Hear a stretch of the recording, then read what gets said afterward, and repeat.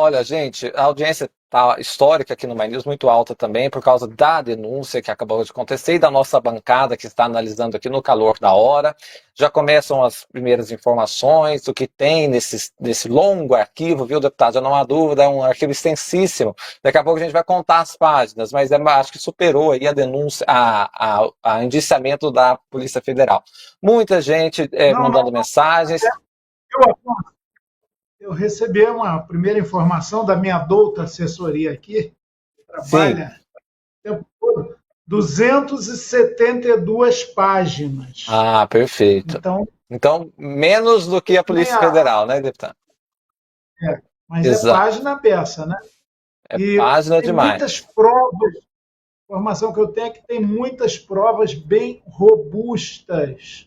É histórico, porque, como destacou Maurício e Lucas, como destacaram eles, pela primeira vez, desde que eles estiveram no poder a partir de um golpe, que esses golpistas contemporâneos defendem o golpe empresarial militar de 64, que mergulhou o país na dor, na opressão, na censura, na tortura, no desaparecimento de muitos centenas, como o hoje tão afamado, tristemente afamado, Rubens Paiva, deputado federal aqui.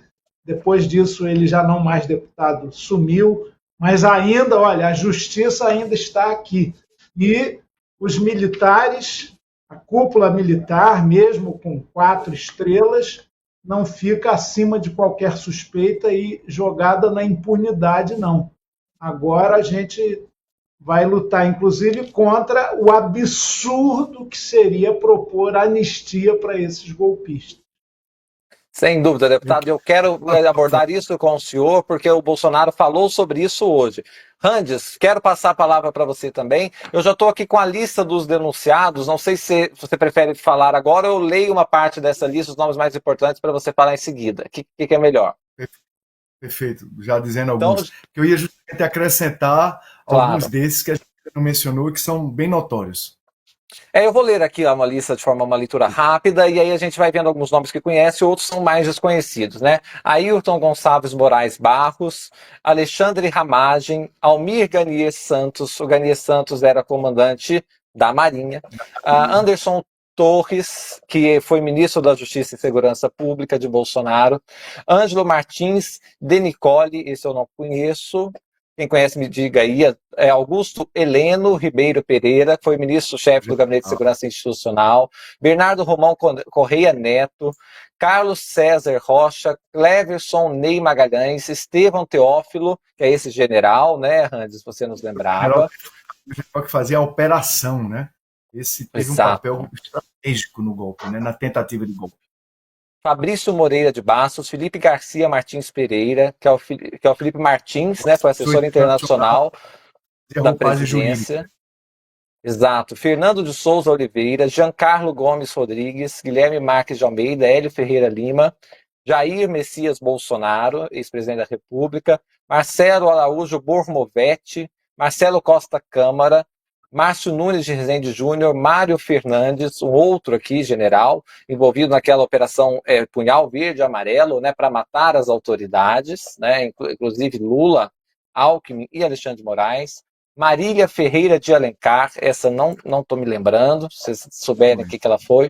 Mauro César Barbosa Cid, né, que, enfim, delator premiado, foi ajudante de ordens. Milton Diniz Rodrigues, Paulo Renato de Oliveira Figueiredo Filho, Paulo Sérgio Nogueira de Oliveira, foi ministro da Defesa e comandante do Exército, e que esteve muito envolvido na questão das urnas eletrônicas, fazendo contestações por meio lá daquele grupo que foi criado, mas todos sem nenhuma prova, ele ficou meio emparedado pelo Bolsonaro. Rafael Martins de Oliveira, Reginaldo Vieira de Abreu, Rodrigo Bezerra de Azevedo, Ronald Ferreira Júnior, Sérgio Ricardo de Medeiros, Silvinei Vasques, este aqui foi diretor-geral da Polícia Rodoviária Federal, hoje tem um cargo público em Santa Catarina, filiado recentemente ao Partido do Kassab, o PSD, o que gerou um constrangimento, uma polêmica também. Walter Souza Braga Neto, que foi candidato a vice, foi ministro da Defesa e ministro da Casa Civil, e Vladimir Matos Soares. Esses são os nomes, Santos. Daqui a pouco a gente vai ver, comparando aqui, quais não foram.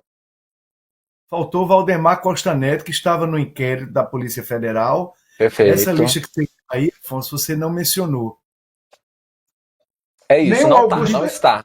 Notei, Chico, eu notei que está na lista que o Afonso mencionou. Augusto Heleno, sim, deputado. Augusto Heleno está aqui. Augusto Heleno Ribeiro Pereira. Não foi excluído, não, viu? Foi? Quem? Eu creio que o Valdemar Costa Neto, sim, ele não está na lista. Não está na lista, né? O que não quer dizer que ele não pode ser objeto depois de outra denúncia, mas nessa, então, ele não está. O que é que eu queria comentar, Afonso? Além, assim, desse rol, pela primeira vez na história do Brasil, generais da ativa e da reserva de 4 estrelas, ex-presidentes da República, ex-ministros que tentaram um golpe de Estado, estão respondendo na justiça pelos seus crimes de atentado contra o Estado Democrático de Direito. Então, isso é histórico. Essa sessão hoje, do Segunda Chamada, ela é também histórica. E queria, para ouvir os demais debatedores, eu queria mencionar quais são os próximos trâmites. O relator, relembrando a todos os nossos ouvintes, a toda a nossa audiência, o relator continua sendo o Alexandre de Moraes, por prevenção de competência.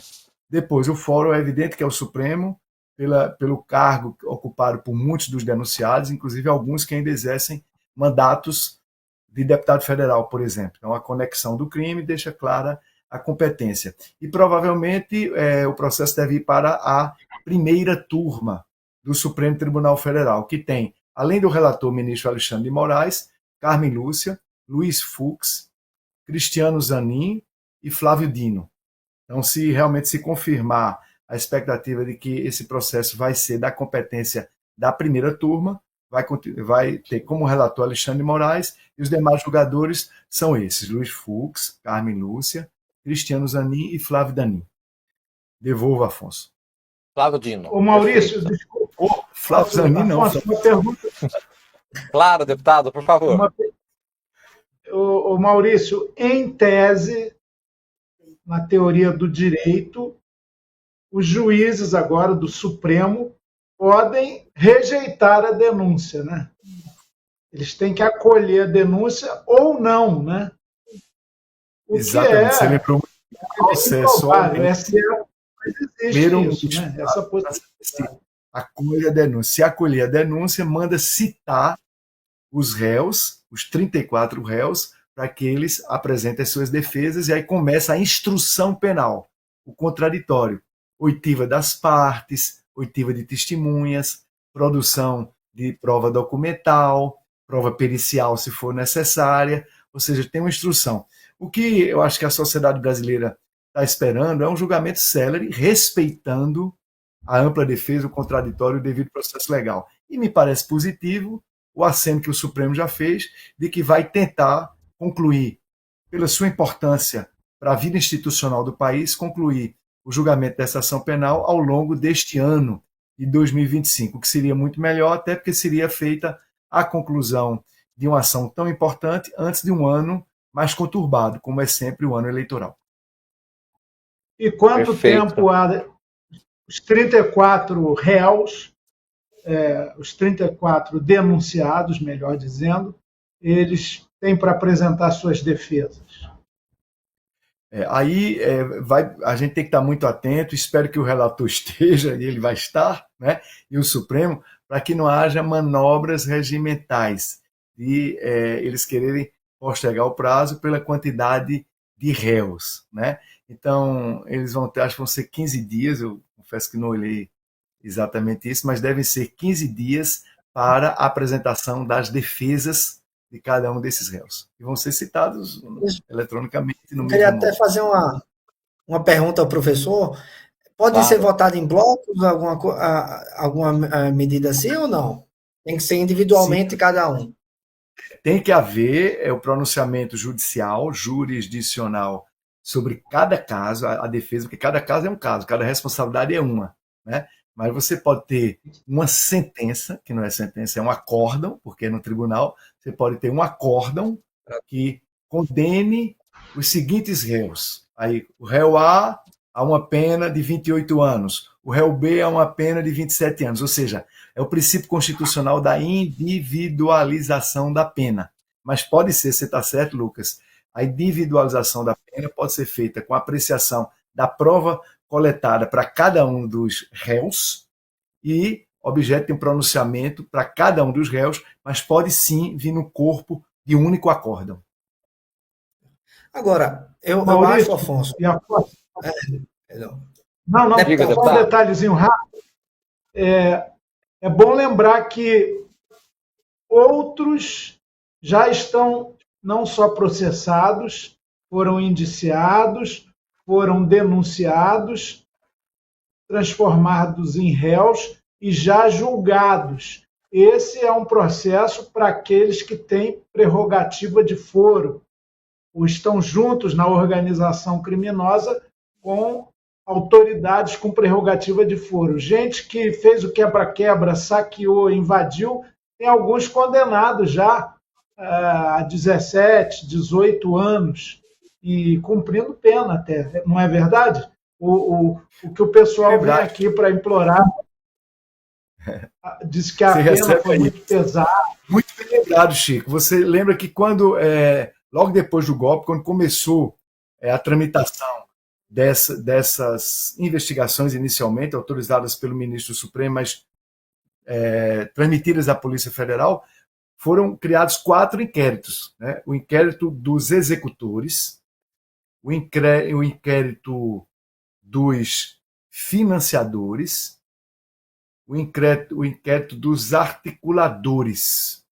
Não estou me lembrando qual foi o 4º inquérito, mas a resposta que o Supremo está dando, que o Procurador-Geral da República está dando hoje, e o Supremo, como você lembrou, Chico, se pronunciar pela admissão da ação penal, o Supremo estará dando uma resposta positiva, porque muitas vezes as pessoas questionavam, só vão pagar pelos crimes cometidos os executores dos atos golpistas do 8 de janeiro, ou os articuladores, que inclusive começaram com mais antecedência, né, a cadeia de atos de um crime complexo, como é o de atentado às instituições democráticas, a tentativa de abolição do Estado Democrático de Direito. São crimes complexos, sim, que não se perpetram com o ato único de um TACAP.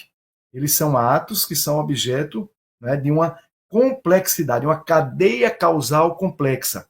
E todos tinham consciência. Eu aproveito para dizer que muitas vezes, mas o que foi lá para Brasília foi só manifestar que não gostava do presidente eleito Lula.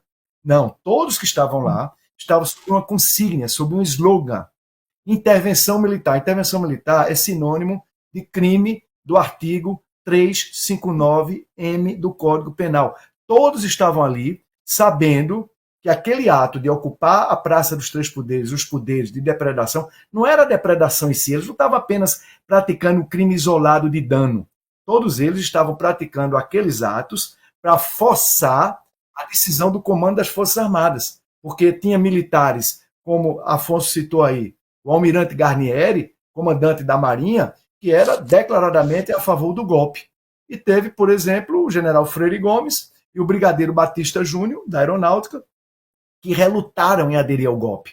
Então, todos os que estavam lá na festa da Selma, que, aliás, dizem, uma esposa de um general, que ajudava até na organização dos acampamentos e daqueles atos, que eram parte dessa cadeia complexa que queria culminar com a tomada do poder, com o assassinato do presidente, do vice-presidente, do ministro relator desse processo no Supremo, o fechamento das instituições, ou seja, toda aquela triste história que, infelizmente, permeou a República Brasileira, que dessa vez, nesse momento histórico, que nós estamos vivendo hoje aqui no Segunda Chamada, o momento em que a Procuradoria-Geral da República faz a denúncia penal para um ex-presidente, seus ministros e seus generais.